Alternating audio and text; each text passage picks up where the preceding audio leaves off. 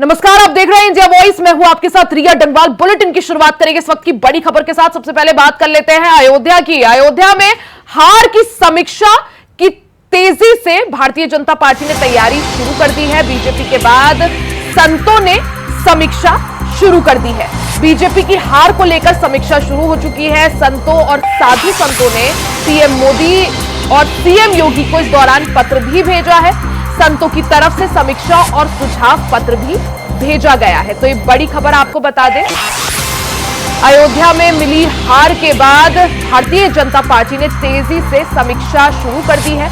BJP के बाद अब संतों ने भी आखिर भारतीय जनता पार्टी को क्यों अयोध्या में हार का सामना करना पड़ा, उसकी समीक्षा शुरू कर दी है। पहले भारतीय जनता पार्टी की तरफ से अब साधु संतों ने भी समीक्षा शुरू कर दी है। बीजेपी की हार को लेकर समीक्षा शुरू हो गई है। साधु संतों ने पीएम मोदी, सीएम योगी को इस दौरान पत्र भी भेजा है। संतों की तरफ से समीक्षा और सुझाव पत्र भेजा गया है।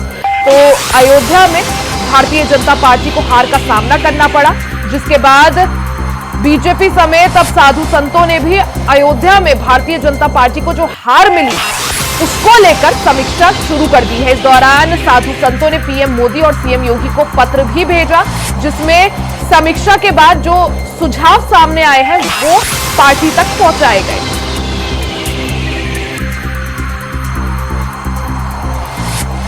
तो ये बड़ी खबर आपको बता दें, बीजेपी के हार को लेकर समीक्षा शुरू हो गई है। बीजेपी के बाद अब संतों ने भी समीक्षा शुरू कर दी है। बीजेपी को अयोध्या समेत कई सारे यूपी की ऐसी सीटें थी जिनमें हार का सामना करना पड़ा। आपको बता दें कि यूपी की 80 लोकसभा सीटों में से सिर्फ और सिर्फ 33 सीटें भारतीय जनता पार्टी जीत पाई। बीजेपी से कई गुना ज्यादा अच्छा प्रदर्शन इंडी अलायंस का रहा, जिसमें समाजवादी पार्टी ने अकेले अपने दम पर 37 सीटें तो कांग्रेस ने 6 सीटों पर जीत दर्ज कराई।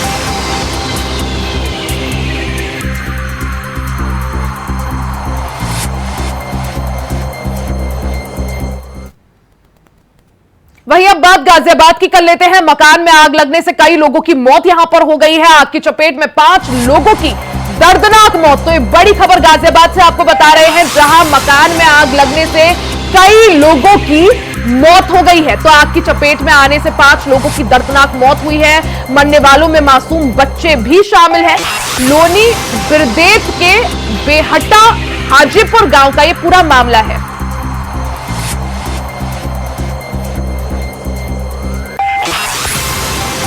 तो लोनी बिरदेत के बेहटा हाजीपुर गांव का ये मामला है।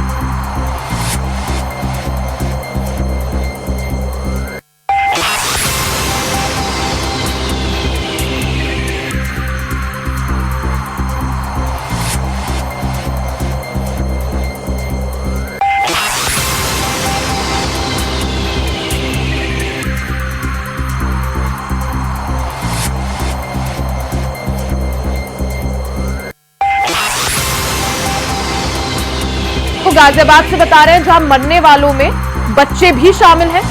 गाजियाबाद का ये पूरा मामला, जहां मकान में आग लगने से 5 लोगों की दर्दनाक मौत हो गई है। मरने वालों में बच्चे भी शामिल हैं। लोनी बिरदेत के बेहटा हाजीपुर गांव का ये पूरा मामला। तस्वीरें आपको दिखा रहे हैं, आप देख सकते हैं किस तरह से मकान में आग लगने के बाद मौके पर अफरा तफरी मच गई, जिसके बाद दमकल विभाग की गाड़ियां और पुलिस टीम मौके पर पहुंची। कड़ी मशक्कत के बाद आग पर काबू पाया गया, लेकिन तब तक काफी देरी हो चुकी थी।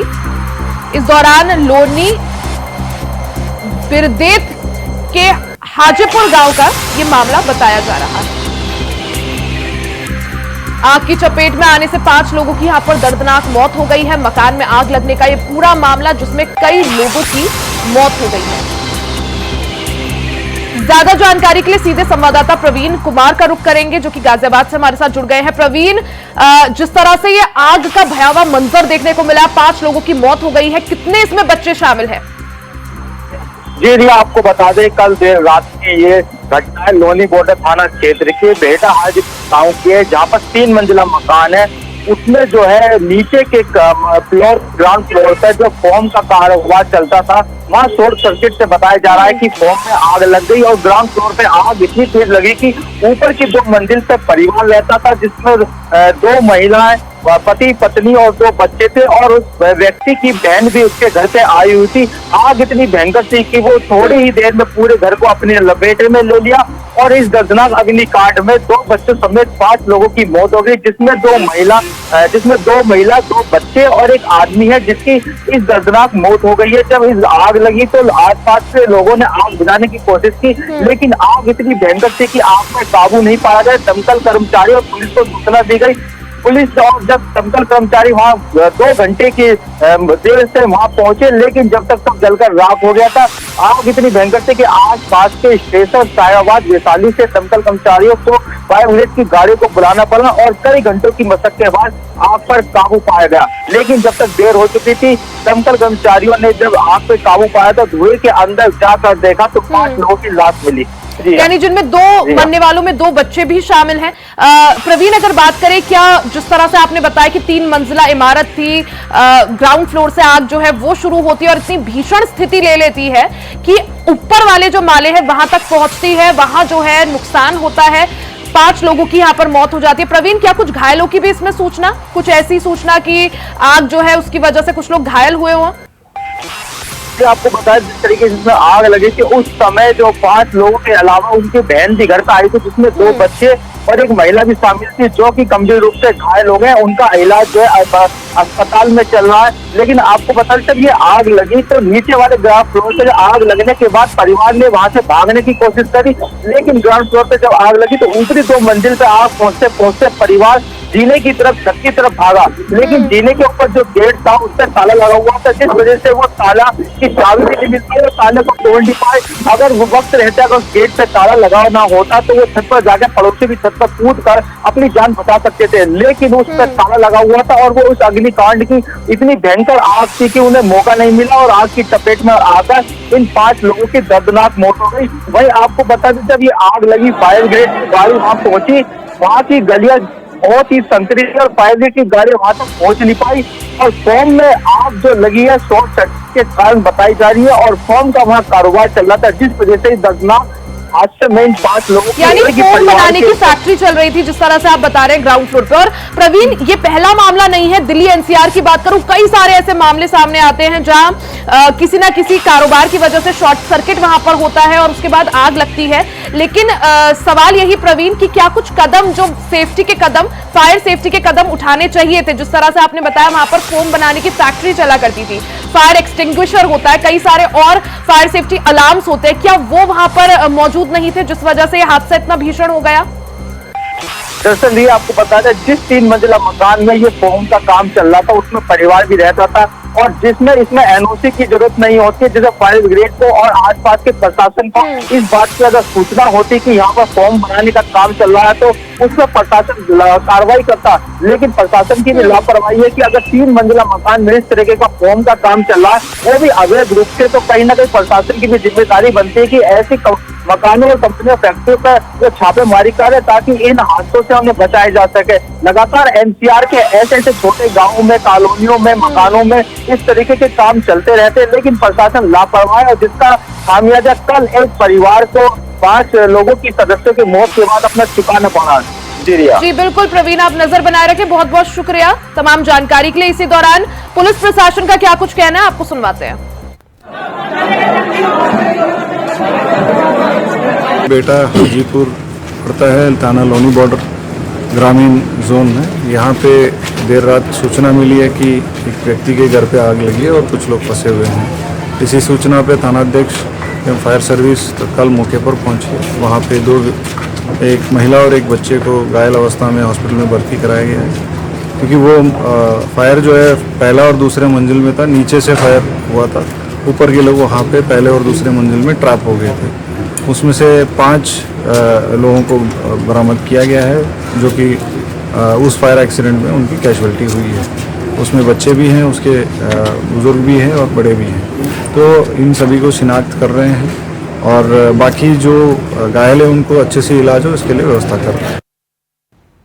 वहीं उड़ीसा में बीजेपी की पहली सरकार का गठन हो गया है। बीजेपी ने राज्य में पहली बार अपने दम पर सरकार बनाई है और बुधवार को मोहन चरण मांझी ने मुख्यमंत्री पद की शपथ ली है। उनके साथ 2 डिप्टी सीएम और 13 मंत्रियों ने भी शपथ ली। मांझी की कैबिनेट में 8 कैबिनेट मंत्री और 5 राज्य मंत्री शामिल है। दरअसल इस बार के विधानसभा चुनावों में बीजेपी ने ऐतिहासिक जीत दर्ज कर बहुमत हासिल किया है। इसी के साथ राज्य में 24 साल बाद बीजेडी सत्ता से बाहर हुई है। बीजेपी को 147 सीटों में से 78 सीटें मिली है। नवीन पटनायक साल 2000 से लगातार 2024 तक राज्य के मुख्यमंत्री रहे हैं। वो इस पद पर 24 साल और 98 दिनों तक रहे। अब प्रदेश में पहली बार बीजेपी सरकार बनने पर मांझी मुख्यमंत्री बने हैं।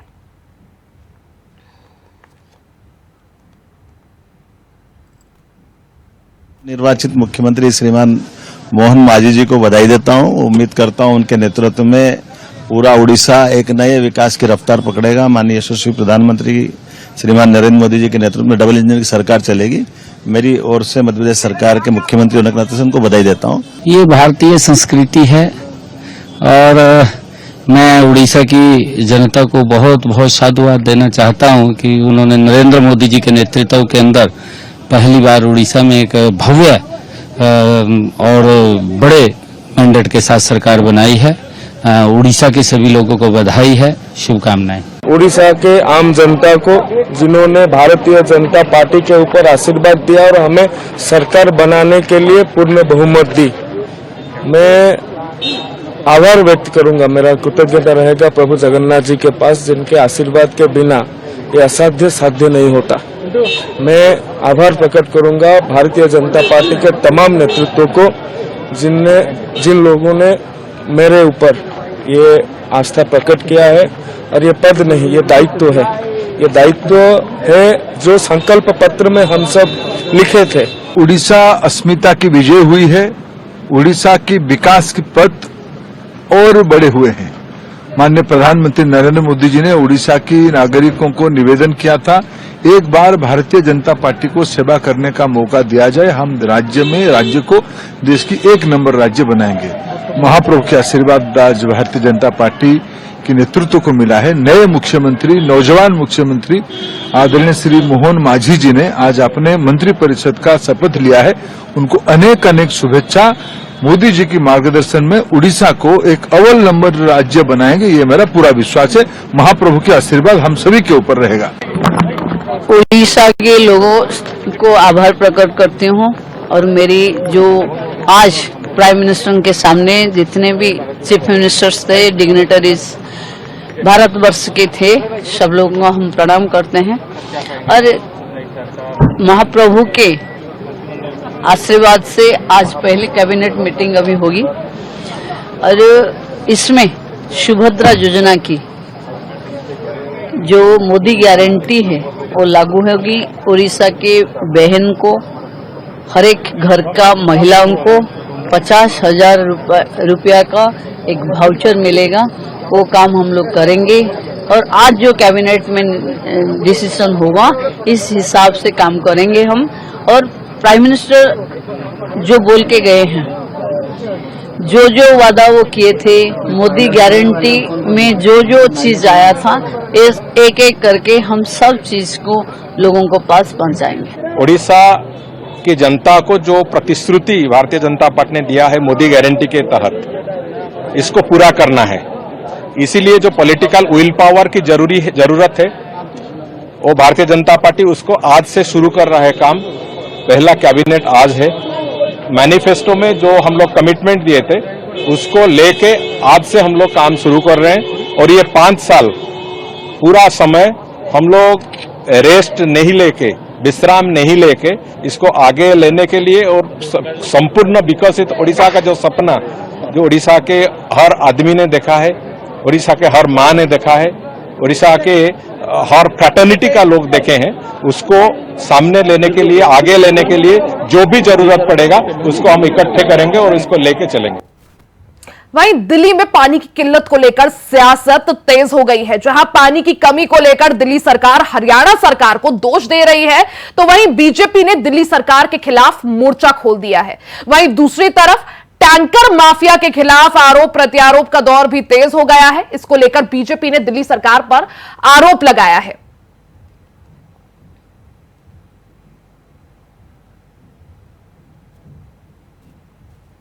हमने पुलिस में शिकायत की है।